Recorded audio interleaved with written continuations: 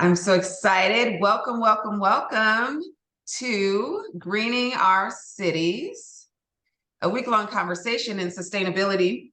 I'm so excited to have everyone here. Today is day one. We are celebrating World Environmental Day, June 5th, World Environment Day. We have our guest, Missy Martin, here with us today as we kick off today. And the title for today is The Road Ahead, Overcoming Sustainability Challenges and Capitalizing on Opportunities. And I'm super, super thrilled to have this conversation. We find ourselves at a critical juncture in history where the urgent need to address sustainability challenges has never been clearer. Our planet is facing numerous environmental issues, from climate change to biodiversity loss, and it's up to us to pave the way forward. But amidst these challenges lie incredible opportunities for innovation, collaboration, and positive change. Today, we have the chance to explore three key areas in our journey toward a sustainable future. So we're going to start this week with the pressing concern of climate change mitigation. We'll discuss how transitioning to renewable energy, embracing energy efficiency, and revolutionizing transportation systems can make a tangible impact. From harnessing the power of the sun and wind to reimagining our city's transportation infrastructure, there's so much potential for transformational action.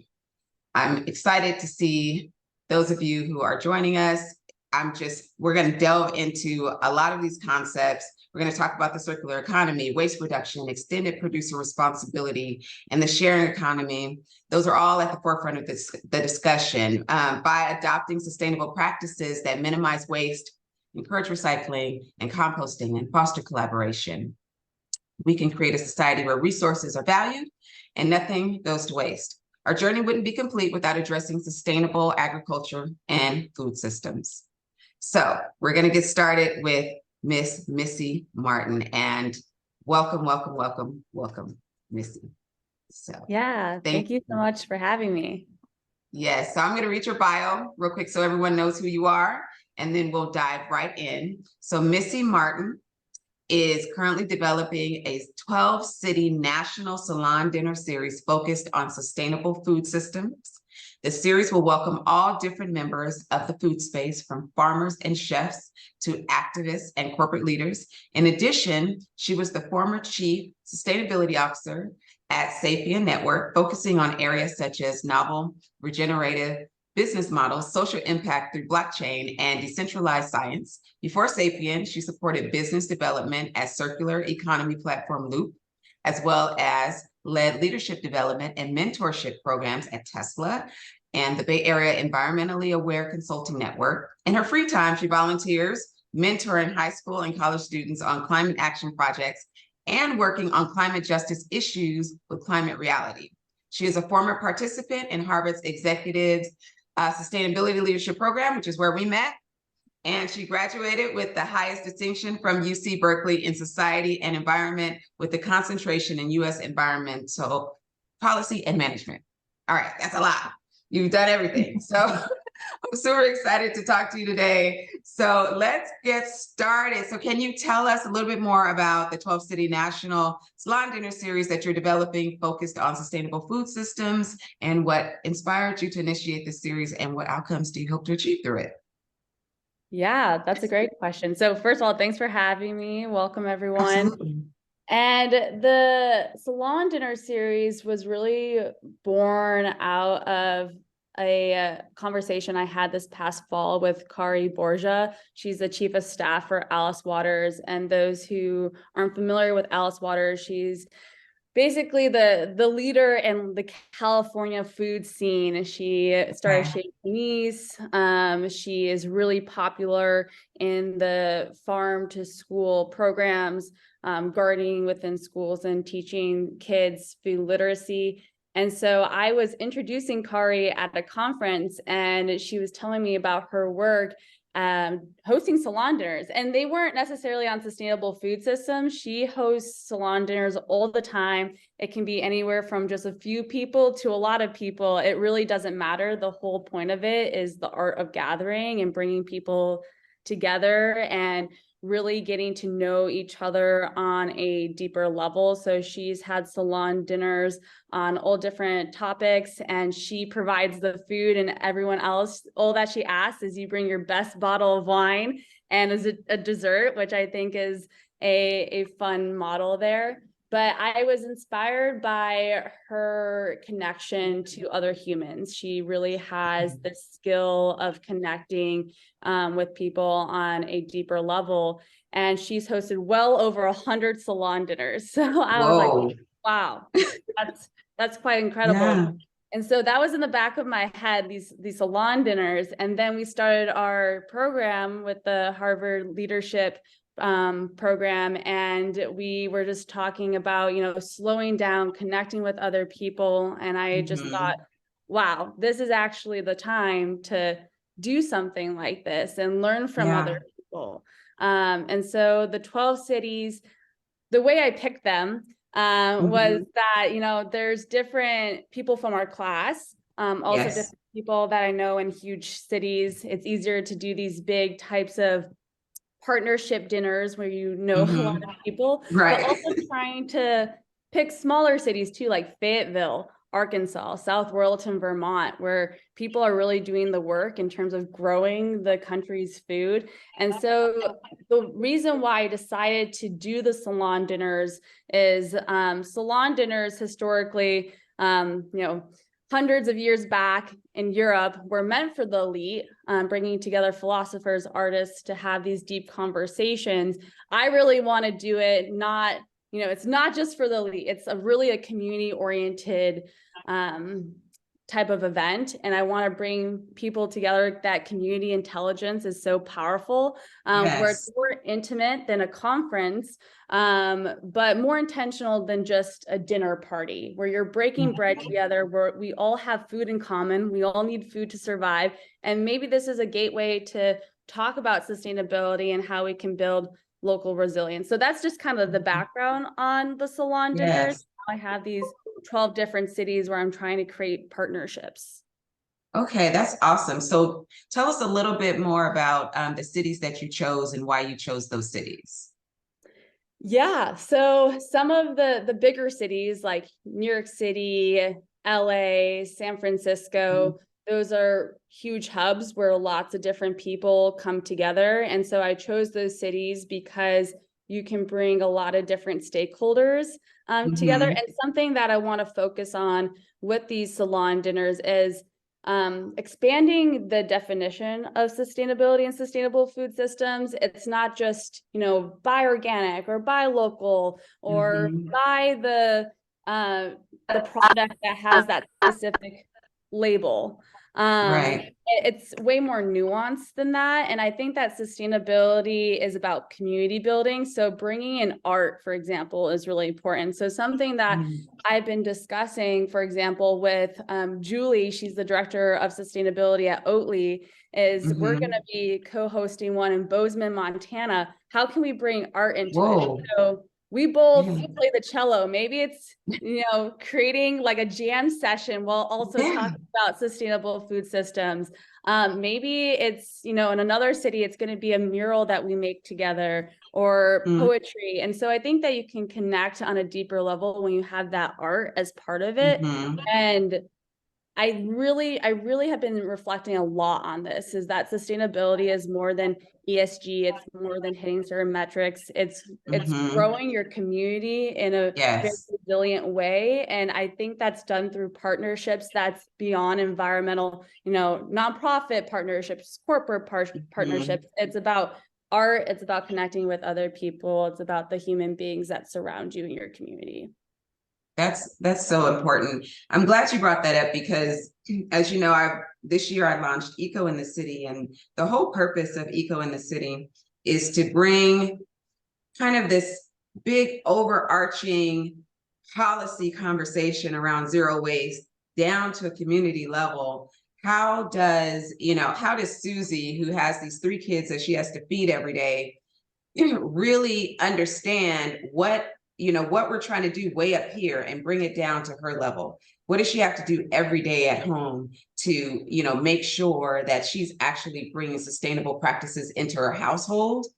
and it's not overwhelming for her, right? How does she practice that on a daily basis? And I think that's what we miss when we're having these big conversations, in boardrooms and in these, huge auditoriums, where the people that are just living and going to work every day are not involved in these conversations. I want to start having these conversations with all of the stakeholders, and those stakeholders are also people in the communities, right? And we oftentimes leave those people out of the conversations. So I'm super excited that you're doing things with the community, because I think that is what has been missing. We're not having enough conversations as a community about how we move forward and have more sustainable living conversations. So super excited about that. So we all know the importance of reducing food waste, but let's have a little bit of fun. Okay, so what's the most creative or surprising recipe that you've ever made using leftover ingredients? That is a great question. Something that pops into my mind, and I actually haven't tried it. I don't know how I feel about it, but I think it's super unique, is I've heard that people have used banana peels to create vegan bacon. And I've heard that. I'm open to try it. I just like haven't had, I guess the appetite for it. But I think that's super, super interesting. Or people like eating the outside of a kiwi. I was just with a friend in Toronto this weekend, and he was eating the outside of the pineapple. Like he was just like straight up eating the pineapple. And I was like, wow, at least you're getting your fiber. So wow. That's there are interesting. edible things out there. So you guys that have joined us, thank you for being here. I really appreciate all of you joining us.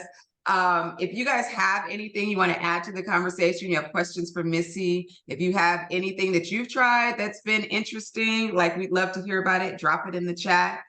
We want this conversation to be interactive. So if you want to join the conversation, just let us know. We want to talk, we want to talk with you. We want to go back and forth. So feel free to just jump in. So next question. So sustainability is not just about serious topics. It can also be about fun and creativity. Can you share an example of a sustainable DIY project or an upcycling idea that you've ever tried? Have you ever tried anything? Have you ever upcycled anything? I have upcycled items before. Let me think. So for example, I don't typically buy new clothes because it's really hard. And I think many people know the effects of fast fashion. Right. And it's very hard to get rid of your clothes when you're done with them or they're in rags. Yes. There aren't many different recycling places. And if they do recycle, I'm kind of concerned whether or not they're going to follow through on their promises. Mm-hmm. And so, and like, how do I trust that you're going to actually do something with the items that I give you? So when I have items, fashion items that I really can't resell or put on Buy Nothing. I don't know if anyone's familiar with Buy Nothing. They have Facebook I love groups. it. I love Buy Nothing. I put so many things on there. It's really impressive how I can put something like a magnet or a clip. Yeah. It can be the smallest thing. Somebody wants it. And it's very localized. You have to actually give your cross streets to join the Facebook group. And so if I can't put it on there, like it's really something that no one else would want. I tend to cut up shirts, skirts, pants, and I use them as rags. And so I cleaned our back patio the other day. There's a lot of birds that live around here. And so it was not the cleanest. I cut up a bunch of our shirts, even underwear, but they were clean. It was laundered underwear, and cleaning. She washed them. Yeah, I washed them. The whole point was to clean. So, but those things are hard to get rid of because you're not gonna give someone else your underwear, your undergarment. Exactly. Right. So I use those as rags either within our apartment or cleaning the patio. And then I end up throwing them away because they're really dirty. If you're cleaning the patio, that's not something I'm going to be putting in our machine afterwards. Yeah. So just so you guys know, Buy Nothing is, you can find a group near you on Facebook. When I just moved back to California from DC. So when I left DC, I basically put everything that I had on Buy Nothing and people just came and picked it up from my lobby in my apartment building. So you literally, Simone said, love buy nothing, also free cycle. Yes. I mean, just, you don't have to put things out on the curb. You don't have to just throw things away. People will come and get your things. 2 Thanksgivings ago, real true story. I ordered groceries. They delivered my groceries to the wrong apartment. So I called Instacart and I said, I didn't get my groceries. So they re-delivered my groceries. In the meantime, the apartment where they delivered the groceries brought my groceries to me. So I ended up having 2 sets of groceries. And so I put them on buy nothing, and someone came and who didn't have groceries for Thanksgiving. And I was able to give them a whole Thanksgiving meal. So that's like the beauty of it. It was amazing. So, I really, really believe in the project, and you guys go and find it. Seriously, go find it. I think it's so much better than yard sales. I think it's so much better than everything else. Just, go find it for your community. I think it's fantastic. And then Jocelyn, I don't know if you can find the link for Free Cycle, but if you can put that in the chat, I'd appreciate that. And you guys, Jocelyn is over here dropping all of the nuggets for you guys in here. So we'll have the transcript for you guys later, so that we can share it out into the public. So you guys will have all of the information that we're sharing today. So climate change often dominates the headlines, but what are some positive and inspiring success stories or initiatives in sustainability that give you hope, Missy, for the future? That's a great question. And I think that's actually really important to ask about hope and inspirational stories, because it can be very anxiety inducing, all of the negative stories out there.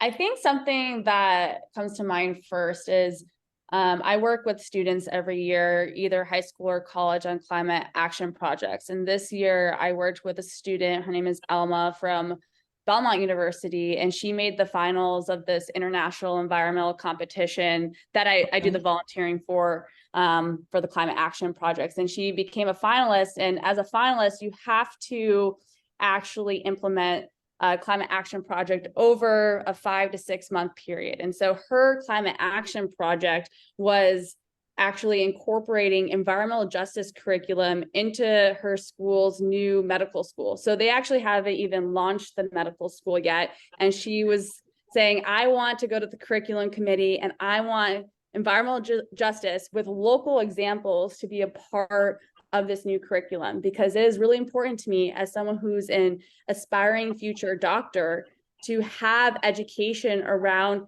the patients I'm going to see, because health is way more nuanced, and health is way more nuanced than just prescribing medicine or even saying eat healthier, exercise. It's hard. Not everyone has access to that, and people get sick and have health challenges based off of factors that they can't even control. So how can doctors treat their patients in a more nuanced way? And so I had actually done my first 2 years of college at Belmont, and it was a very full circle experience for me, because when I attended Belmont, I love Belmont in so many ways. At the time, though, it was very hard to implement environmental initiatives. And I tried as a student and got a lot of backlash. And so when I was paired with Elma as a mentor, I was like, oh my goodness, in my head, I don't know if we can accomplish this, because I have personally tried this in the past, but Alma was really passionate about it. And she had just skills, I think, beyond me. And when I was a student, she did a really great job building that trust with different stakeholders and really making it a win-win solution for everyone, saying, you need to become a medical school and get that accreditation. This environmental justice curriculum is at the forefront. You would be a leader in the space. And so if you want to start a medical school and you want to do great things, this is something that you need to implement. And she pitched to many stakeholders, crafting her message Wow. differently for each person, and which is Wow. mind-blowing, I think, for someone in Mind-blowing. early 20s. Not many Yes. people can do that at any age. Right. She was doing this at a young age, and she accomplished her project and more. So they are implementing the environmental justice curriculum. They are making a environmental justice distinction concentration for when you graduate with your MD degree. And then they're also incorporating some of her field service activities. So for example, in Tennessee, there's heat island challenges, air quality challenges. So actually doing hands-on learning with air particulate strips to see the differences between air quality in different areas. And then also having students wearing heat tracking necklaces to understand heat islands more. So very hands-on, hyper localized, and she accomplished it at a school that is historically regressive when it comes to social issues and environmental issues. So I think that was just so inspiring to me. And yes, I was her mentor, but she was just totally phenomenal. And it gives me hope that especially the next generation of people, they have some skills and are adapting to the climate issues that they're seeing. Yeah, I think that was one of the things that stood out to me when we were in our Harvard program was the exercise that we did around generations. Do you remember that exercise that we did? Yeah, and so I just really started thinking about that and how the next generation kind of thinks differently than past generations, right? They just kind of think more around sustainability, just automatically, just naturally, right? They just kind of think more in terms. They don't think in terms. They don't have more of a throwaway culture. They just don't have it the way that we did. And I'm much older than you, so even my generation, definitely, just kind of has this throwaway culture. So I love that young people kind of think about what they're doing with their products, and they're not into waste. They're not into just buying things for the sake of buying things. It's really inspiring to see. Speaking of the program, tell me a little bit about your experience. What do you think was most transformative for you in the Harvard sustainability program? Yeah, I think that the biggest thing for me was learning to go at the speed of trust.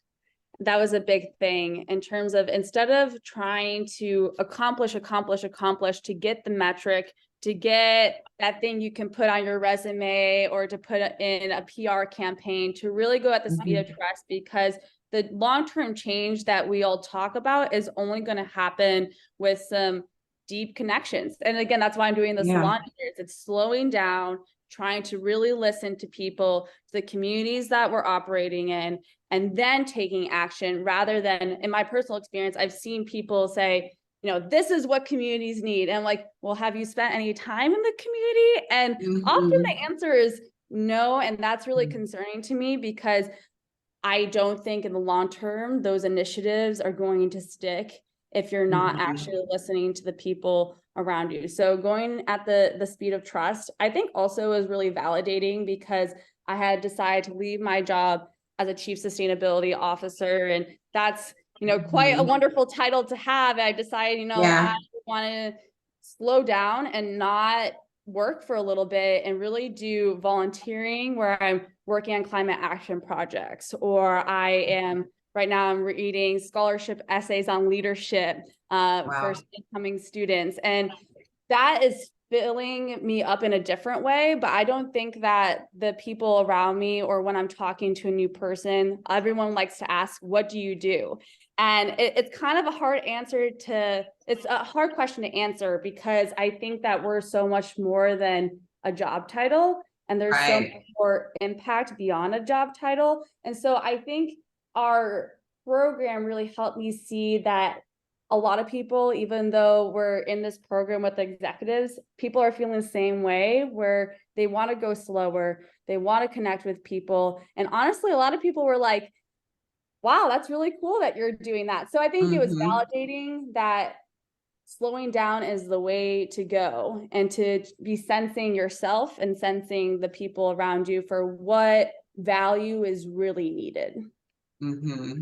I think that it resonated with many of us because, like you said, we all have, we all are executives. We all have these great titles, but at the end of the day, we're all people.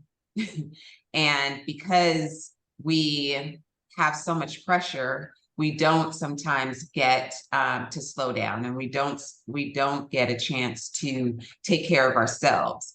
And so when we talk about sustainability, a lot of times we talk about, we're only talking about sustainability in terms of climate, and we're only talking about it in terms of environment, right? We're not talking about it in terms of our own sustainability. How do we how do we sustain ourselves, right?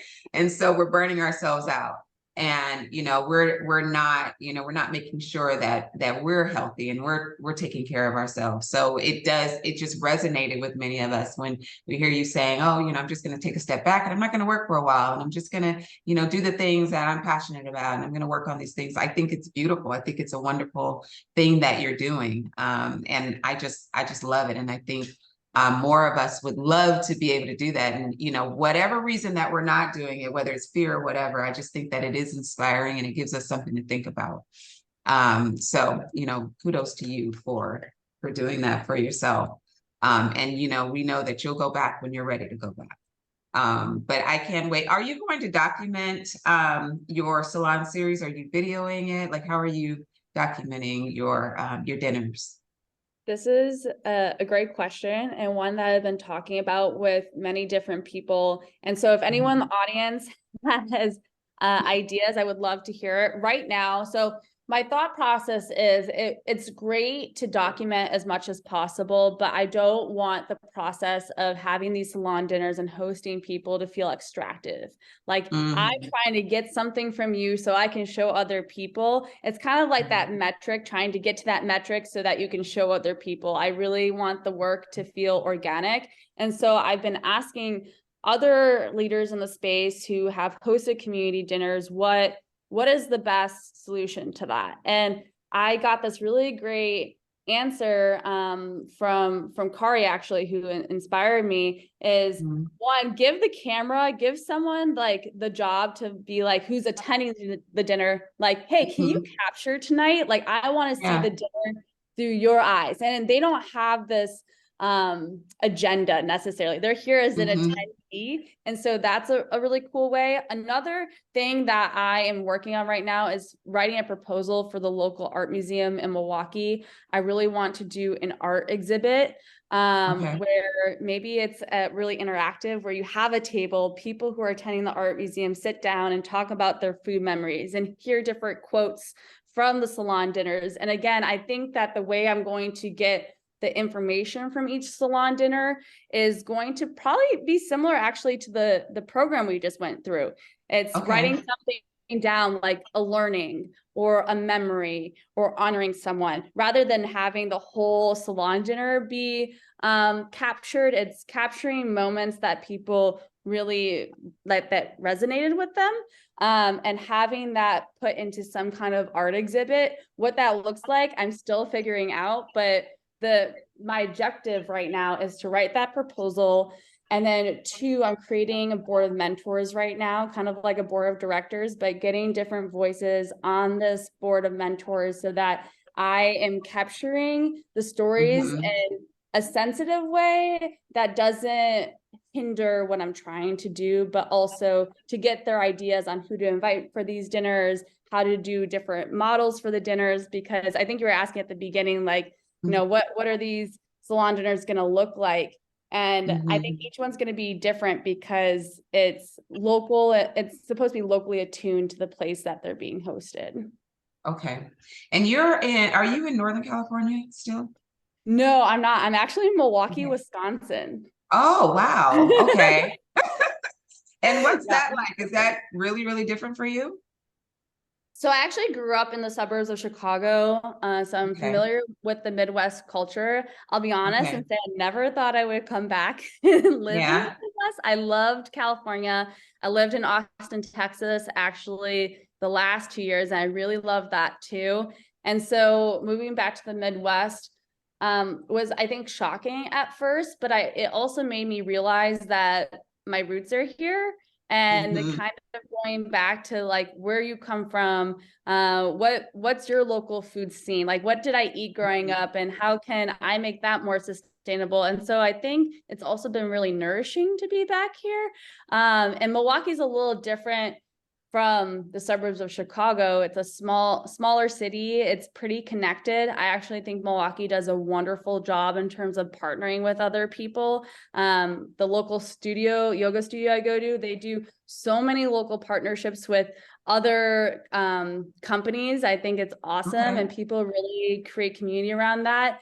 I go to hip hop class every week, and the guy who teaches the hip hop class is so involved in the arts community. I go to my OBGYN here, and she's like talking to me for an hour, not even about my health, just about life in general. And she's like, you're into sustainability, you should meet this person. And so this is kind of why I think sustainability is beyond just the typical conversations we have. It's connecting with all these different people in your life, and it can expand your horizons in so many different ways. And that might be just, unique to Milwaukee, but I think Milwaukee in that sense might be a great example of how we can create that local resilience. Yeah, that's really interesting. I do believe that you find your community, right? No matter where you go, you just kind of find your community. You find your people, no matter where you go. And I just want to reach out to everyone who's joining. If you have questions for Missy, please drop them into the chat, and we'll make sure that we answer your questions. Just want to make sure that we get everybody involved in the conversation. So is there any place in nature that has significant meaning for you? Is there somewhere that you go just to reconnect to nature, Missy? I actually think this is something that I could do better. And I think that with sustainability, one of the big challenges that we're seeing, and you mentioned this earlier, people are busy, people have their own lives. I think also our society is just set up to where it's really hard to get outside. Our screens are addicting, our food is addicting, this grind culture is addicting. And so how do you break out of that to connect with nature? And I try to go, I live just a few blocks away from Lake Michigan, which I think is such an incredible privilege. So I try to go out to Lake Michigan, but I think the act that is most beneficial to me is touching soil. And I recently I was in Denver last week visiting a friend. We had a 10-year gymnastics reunion, which was really fun, but she wanted to create a garden in her backyard, and we went and got soil together. We were planting together, and like feeling warm soil, there's something about it that's really just healing. And so I think that part of nature, and I think I can't quote any specific statistic, but I think that there's research around touching soil and that being really great for your health. So there's probably something scientific behind it. I love it. So and this is really surprising because I'm terrible at it, but I love being on the golf course. But I'm a terrible golfer, terrible. But there is something about being surrounded by green. Green is now my favorite color. So just going out and just being on a golf course and just seeing green completely surrounding me, I can just stand there for hours. I can just literally be out there for hours, and I'm a terrible golfer, just absolutely bad. But to my defense, everyone is bad at golf. The people who are not bad at golf are people who get paid for it. So I'm just like, everybody's bad at golf. So I don't feel so bad, but I love just being surrounded by green, and I love being surrounded by water. So I recently bought a house, and I've never bought a house. This is my fourth house that I've ever owned, but I've never even thought about, what the outside of my house really looked like. I've always been concerned about what was in my house, but this is the first time that I was really concerned about what was outside. And so this time I said, I need water, and I need plants, and I need things that, feel like I'm connected. And I literally didn't even pay attention to what was in the house. Like I went straight to the backyard every single time I looked at a house. So I found a house that had, that had a pool. It's the first time I've ever had a pool, just because I wanted somewhere that had water. And I moved out to the country. So I moved out to the country. I didn't want to be in the city. So I am 20 minutes in each direction away from any city. And I have plants all around me and I have a pool, and I'm just like, every day I go out in my backyard and I just sit there. And my house is not like the house I probably would have picked if I was focused on the house. It's just, that I'm able to go outside and just be with nature. And that's what's important to me now. And I think as you get older, you start to realize like those are the things that become important to you, is being able to reconnect to nature. And as my kids are now adults, and so now it's just me, and I'm like, it's just me and it's the earth, and I just want to be connected to the earth. And I think that's what's most important to me now, is just grounding myself after I've had such a stressful day, right? I'm dealing with people all day. There's voices and there's people talking to me and there's noise and there's traffic, and being able to come home and reconnect to the earth and take my shoes off and walk in the grass and just feel the earth, right? I think that's just so like soothing to me. And I don't know if anyone else is like that, but for me, that just grounds me. It just brings me back. I'm like, okay, I'm back For now. sure. It's similar to touching the soil, your feet touching the grass. Yeah. So, but I still have a black thumb, so I'm working on that because my plants are dying. So I'm trying to work on that and see if I can get better at that. I downloaded some apps. Thank God for technology. So I'm trying to fix my plants. So is there anything that you can think of globally that would make a big difference if everyone did it? If everyone just adopted this one thing in their life, this one practice that would change things, what do you think that thing would be? Yeah, so I think that this is a different answer than I would have said 5 years ago. It probably 5 years ago, I would have said, change to a reusable water bottle, one of the more, traditional answers. And I think this goes along with the theme of where I am in life and what I've been talking about. I think if everyone, and this is obviously also an incredible privilege, not everyone can do this, is to slow down. And so if you have the opportunity to slow down and truly slow down, and that doesn't mean like pseudo rest where you're watching Netflix but you're laying on the couch.